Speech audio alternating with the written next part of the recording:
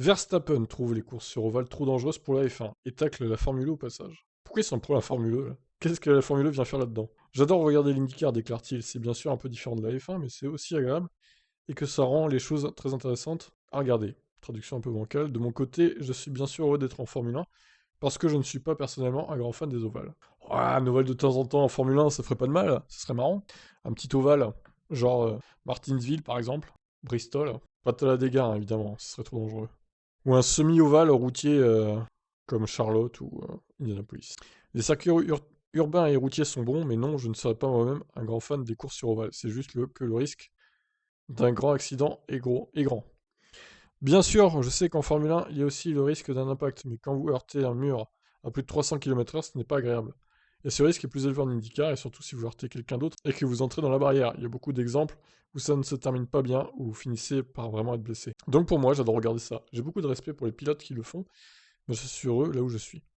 L'IndyCar est-elle une bonne alternative à la F1? Max Verstappen approuve bien que pour sûr, il préfère jouer le titre F1 plutôt que le titre IndyCar pour le moment. Oui, c'est logique, hein, ça reste le pinacle du sport auto, la F1, donc là on est tous d'accord avec lui, hein. Certains s'engagent pleinement à réussir en Amérique, comme l'a fait Rinus VeeKay, par exemple, il a simplement dit ok, je vais me concentrer sur l'Amérique et je vais essayer d'y réussir, parce que IndyCar est bien sûr la F1 d'Amérique. Donc c'est aussi un peu l'opportunité d'être en Formule 1, ou pas, quand il n'y a pas de place pour vous. L'IndyCar est une bonne alternative pour y aller parce que le niveau est super élevé, ils courent sur de grands circuits et ils ont de grandes équipes. Quand vous avez l'opportunité de conduire en IndyCar plutôt qu'en Formule 1, je peux tout à fait comprendre parce que les vitesses sont plus élevées et que c'est une vraie voiture de course. Et je pense que c'est la raison pour laquelle certains gars qui sont en F2 mais qui ne voient pas de voie directe vers la F1 vont plutôt en IndyCar.